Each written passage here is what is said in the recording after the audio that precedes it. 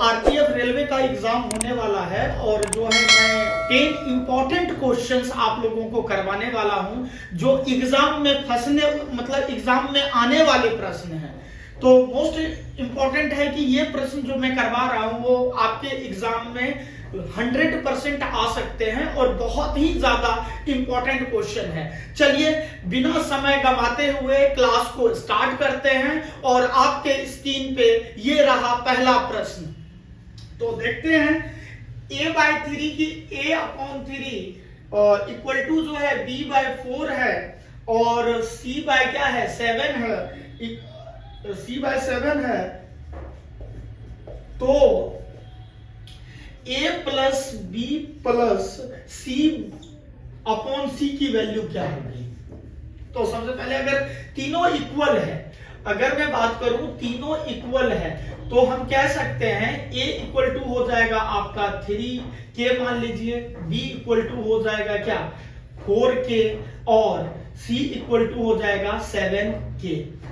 तो सारे के इक्वल जो है हमने k कर दिया, अब सबको ऐड कर दीजिए तो कितना हो जाएगा 14k हो जाएगा। अगर मैं यहाँ a की वैल्यू b की वैल्यू और c की वैल्यू अगर मैं रख दूं तो ये कितना हो जाएगा, ये टोटल आपका हो जाएगा 14k और c की वैल्यू कितनी है 7k। तो k से k कैंसिल तो कितना हो जाएगा 2। आपका आंसर क्या रहा 2, पहला क्वेश्चन। अब देखते हैं दूसरा क्वेश्चन।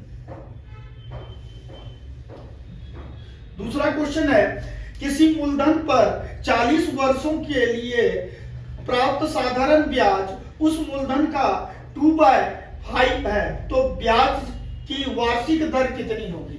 तो ब्याज की अगर मैं वार्षिक दर की बात करूं तो इंटरेस्ट इक्वल टू होता है P into R into T by क्या 100। अगर मैं बात करूं यहाँ पे मूलधन का जो इंटरेस्ट है वो क्या है 2/5p है और यहाँ पे p है r और t जो है यहाँ पे दिया हुआ है 40 बाय कितना हो जाएगा आपका 100 हो जाएगा। ये इससे कैंसिल 5 2 जा और 2 से 2 कैंसिल और उसके बाद p से p कैंसिल, 2 से 2 कैंसिल, r की वैल्यू कितनी हो जाएगी 1%। ये आपका दूसरा क्वेश्चन है। अगर मैं बात करूं तीसरे क्वेश्चन की तो तीसरा क्वेश्चन देखते हैं। तीसरा क्वेश्चन है एक धनराशि चक्रवृद्धि ब्याज पर 7 वर्षों में दुगुनी हो जाती है तो कितने वर्षों में यह अपने वास्तविक मूल्य से 256 गुनी हो जाएगी? तो अब देखिए ऐसे क्वेश्चंस को कैसे करते हैं। अगर मैं यहां लिखूं टाइम और यहां लिखूं टाइम्स, यानी कि यहां लिखूं समय, अगर मैं यहां लिखूं गुनी यानी कि कितने समय में गुनी हो जाएगी, कितना टाइम्स हो जाएगा। तो सबसे पहले देखिए ऐसे क्वेश्चंस मुश्किल से 10 सेकंड में निकलते हैं, 2 से 3 सेकंड में। टाइम आएगी 7 कितना है यहां लिखेंगे 2।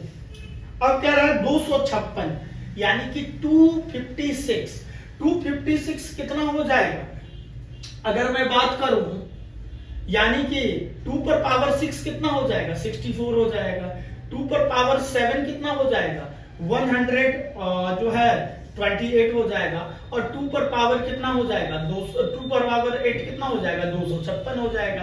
तो एक कुछ नहीं है, यहाँ पे क्या लिख दिए 2 पर पावर 8। अब देखिए बेस दोनों का सेम है, ये सेम बेस बनाने हैं। अगर 2 के मल्टीपल में बेस बनाने हैं, अगर 3 रहता तो 3 के मल्टीपल में जो है पावर को बनाना होता है बेस। अब देखिए क्या होगा 2 कट गया। अब इसके पावर से ये जो टाइम है इसको मल्टीप्लाई कर देना, यानी कि 7 इंटू 8 कितना हो जाएगा 56 ईयर हो जाएगा। देखिए एकदम सेकेंडों में है। इस टाइप के क्वेश्चन आपको सेकेंडों में सॉल्व कर लेंगे इजी तरीके से। अगर फिर भी कोई दिक्कत होता है तो आप कमेंट बॉक्स में कमेंट कर सकते हैं। नेक्स्ट क्वेश्चन की बात करें,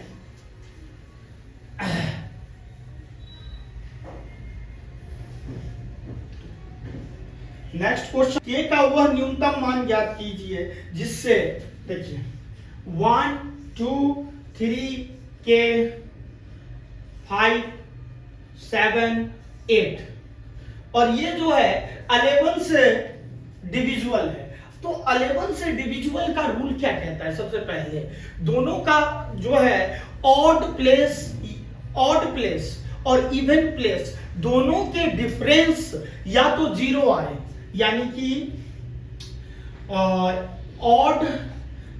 ऑड माइनस इवन, है ना, इक्वल टू या तो जीरो आ जाए, या तो 11 आ जाए, या तो 22 आ जाए, या तो 33 आ जाए। ठीक है, अगर इन दोनों के मतलब डिफरेंस अगर या तो जीरो आ जाए, 11 आ जाए, 22 आ जाए या 23 आ जाए, तो ये जो होता है 11 के डिविजिबिलिटी रूल होता है, यानी कि वो संख्या 11। अब हम स्टार्ट करते हैं राइट से, तो ये मान लीजिए ऑड प्लेस है, तो ऑड प्लेस ये है, ये है, ये है और ये है। तो इन दोनों का जो है ऑड प्लेस का सम माइनस इवन का सम, ऑड का यहाँ पे सम कर देंगे और ये क्या कर देंगे, इवन का सम कर देंगे।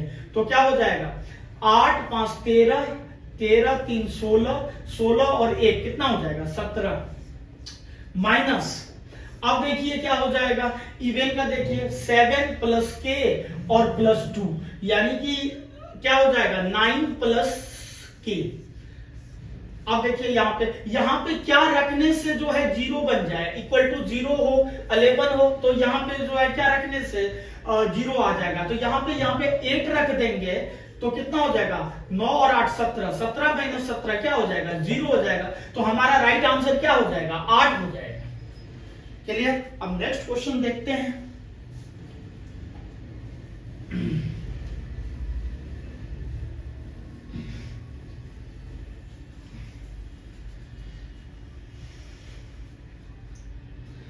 शांत जल में एक जहाज की गति 5 किलोमीटर पर आवर है, यानी कि जो जहाज की स्पीड है वो 5 किलोमीटर पर आवर है, और धारा की गति यानी कि जो धारा है, यानी कि पानी की जो धारा है उसकी गति जो है 2 किलोमीटर पर आवर है। रोहन 21 किलोमीटर की दूरी तय करने के लिए, अब देखिए जिधर पानी जा रहा है, अगर मान लीजिए ये नाव है, जहाज है, ठीक है, और ये धारा है, यानी कि ये धारा है, यानी कि पानी ये इधर जा रही है। अगर इस डायरेक्शन में, पानी के डायरेक्शन में अगर जहाज जाएगा तो दोनों की स्पीड क्या हो जाएगी, इसको मान लेते हैं v1 और इसको मान लेते हैं v2, तो दोनों की स्पीड जो होगी वो क्या होगी, प्लस होगी। अगर मान लीजिए ये जहाज है, इधर जा रही है, और जो है पानी का बहाव इधर है, ये मान लेते हैं v1 और ये हो जाता है v2, यानी कि हमेशा जो है जहाज का स्पीड ज्यादा होगा धारा के स्पीड से, या नाव का स्पीड ज्यादा होगा जो है धारा की स्पीड से। अब दोनों क्या है, अपोजिट डायरेक्शन में जा रहे हैं, तो अपोजिट डायरेक्शन में क्या होता है, v1 माइनस v2, लेकिन ट्रेन के कॉन्सेप्ट में अपोजिट डायरेक्शन में प्लस होता है। तो यहाँ पे देखते हैं 21 किलोमीटर जो है, 21 किलोमीटर सेम डायरेक्शन में जा रही है, तो 21 बटे कितना हो जाएगा, अगर मैं बात करूं तो 5 प्लस 2, गॉट इट। और अगला जो है 21 बटे कितना हो जाएगा, 5 माइनस 2, यानी कि समय बराबर क्या होता है, समय बराबर होता है कुल दूरी बटा कुल समय।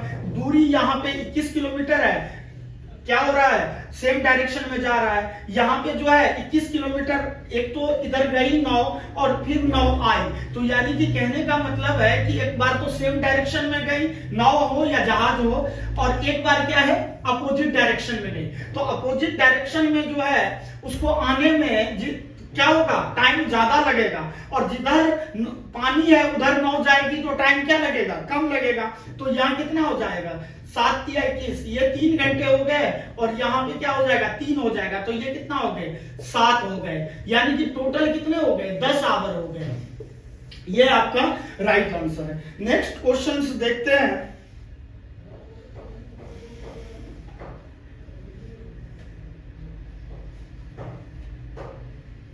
हाँ, बहुत अच्छा क्वेश्चन है। नेक्स्ट क्वेश्चन देखते हैं।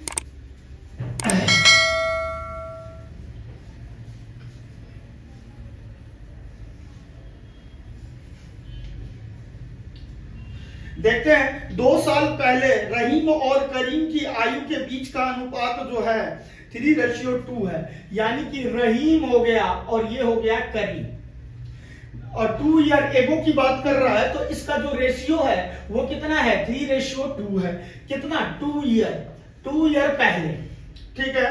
और प्रेजेंट एज जो है, ये जो है प्रेजेंट एज की बात करूं तो प्रेजेंट एज जो है ये है आपका 7:5। अब ये देखिए इन दोनों रेशियो को सेम बनाएंगे। यहाँ देखिए सेम है क्या, यहाँ कितने का डिफरेंट है, यहाँ जो है 3 का डिफरेंट है, यहाँ कितने का डिफरेंट है 4 का डिफरेंट है, तो इसको क्या करेंगे सेम बनाएंगे। तो सेम बनाने के लिए इन दोनों का डिफरेंस देखिए 1 का डिफरेंस है, यहाँ कितने का डिफरेंस, यहाँ 2 का डिफरेंस है। तो एक काम कर लेते हैं, यहाँ 2 से मल्टीप्लाई कर लें और यहाँ क्या कर लें 1 से मल्टीप्लाई कर लें। तो अब देखिए ये कितना हो जाएगा 6 हो गया, ये कितना हो गया 4 हो गया, ये कितना हो गया 7 हो गया, ये कितना हो गया 5 हो गया। तो अब देखिए दोनों का डिफरेंस कितना है 1 का है, इधर भी 1 का डिफरेंस है, तो ये डिफरेंस इक्वल होना चाहिए दोनों का। तो यहाँ पे जो है कहने का मतलब है 2 साल पहले और प्रेजेंट, तो कितने का अंतर हो गया 1 का अंतर हो गया, यानी कि 1 मतलब जो है 1 का अंतर हो गया। और ये जो है अभी के और 2 साल पहले के हैं या 2 साल बाद के हैं, तो डिफरेंस कितने का होगा 2 ईयर का होगा। तो अगर मैं बोलूं 1 यूनिट की वैल्यू कितनी है 2 है। अगर इसमें रख देंगे तो ये जो है 2 साल पहले की एज आ जाएगी, अगर इसमें रख देंगे इस डेटा में तो जो है प्रेजेंट एज आ जाएगी। तो हमें क्या पूछ रहा है प्रेजेंट एज पूछ रहा है, तो करीम का प्रेजेंट एज पूछ रहा है। तो करीम का 1 यूनिट की वैल्यू कितनी है 2 है, और प्रेजेंट एज की जो यूनिट कितनी है 5 है, तो 5 इंटू कितना हो जाएगा 2, यानी कि कितना हो जाएगा करीम का कितना हो जाएगा 10 ईयर हो जाएगा, राइट आंसर।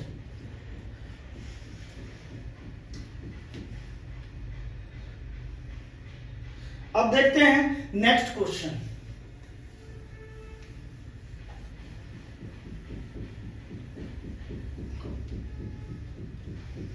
देखते हैं एक घन का सबसे लंबा विकर्ण 6√3 है, यानी डायगोनल जो है वो क्यूब का 6√3 है और घन का पृष्ठीय क्षेत्रफल निकालना है। तो सबसे पहले घन का जो है सरफेस एरिया आपको पता होना चाहिए, टोटल सरफेस एरिया जो है क्यूब का क्या होता है, तो TSA of cube, TSA of cube जो होता है वो होता है 6a² और लेटर सरफेस एरिया होता है 4a²। तो यहां पे जो है डायगोनल क्या होता है, डायगोनल ऑफ क्यूब जो होता है यानी कि घन का विकर्ण की बात करें तो क्या होता है √3a। यहां पे क्वेश्चन में √3a की वैल्यू दी है, √3a इक्वल टू कितना दिया हुआ है 6√3, कैंसिल हो गया तो a की वैल्यू कितनी हो जाएगी 6 हो जाएगी। और TSA पूछ रहा है, TSA यानी कि टोटल सरफेस एरिया यानी कि पृष्ठीय क्षेत्रफल, तो 6 इंटू 6 का क्या हो जाएगा स्क्वायर हो जाएगा, यानी कि 6 का क्यूब कितना हो गया 260 जो है सेंटीमीटर जो है क्यूब हो जाएगा आपका राइट आंसर। अब देखते हैं नेक्स्ट क्वेश्चन देखते हैं जो बहुत ही अच्छा क्वेश्चन है टाइम एंड डिस्टेंस का।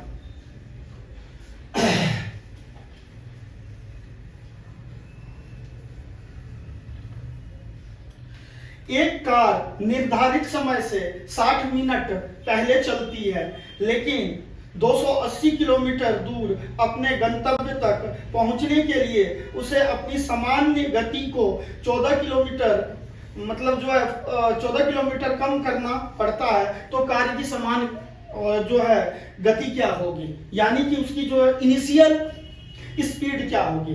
तो देखिए सबसे पहले इंपॉर्टेंट है डिस्टेंस इक्वल टू जो होता है वो होता है v1 v इंटू जो है ये कितना है कम हो रहा है यानी कि 40, और दोनों का क्या होता है डिफरेंस होता है, दोनों का डिफरेंस कितना है 40, और टाइम कितना लग रहा है 60 मिनट पहले। अगर मैं बोलूं 60 मिनट तो इसको आवर में चेंज कर लीजिए, अगर मैं आवर की बात करूं तो 60 मिनट है तो 1 घंटे हो गया।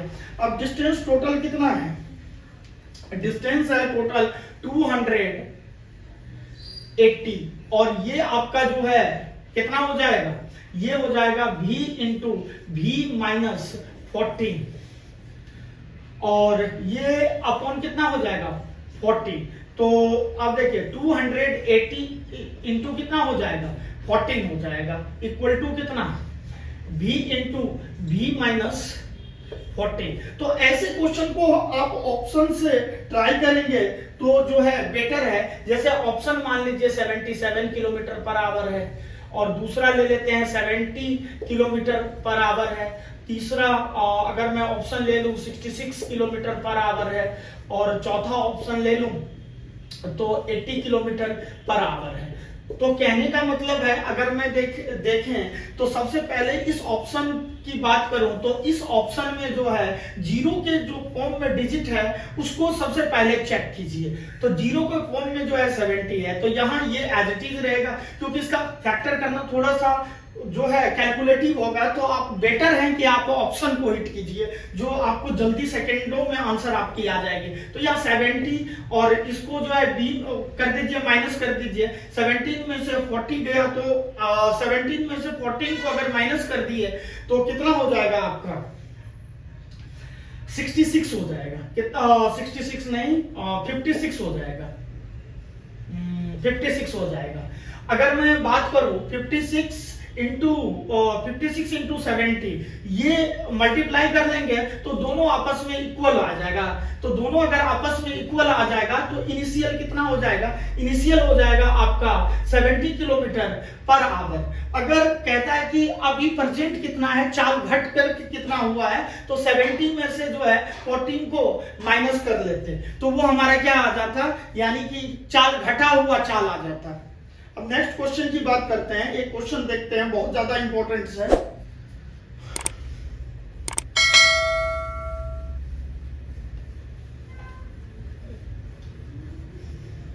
देखिए एक क्वेश्चन है, नेक्स्ट क्वेश्चन, एक वृत्त की त्रिज्या और व्यास का योग एक आयत की लंबाई के बराबर है। आयत की जो है चौड़ाई 10 सेंटीमीटर है और आयत का क्षेत्रफल 210 स्क्वायर सेंटीमीटर है। तो वृत्त की त्रिज्या कितनी होगी? तो देखते हैं, ये सर्कल है, ये यहाँ से जो है रेडियस है। अगर इस पूरे पॉइंट को मिला देंगे तो ये हमारा क्या हो जाएगा, डायमीटर हो जाएगा। ये पूरा पार्ट क्या हो जाएगा, डायमीटर हो जाएगा।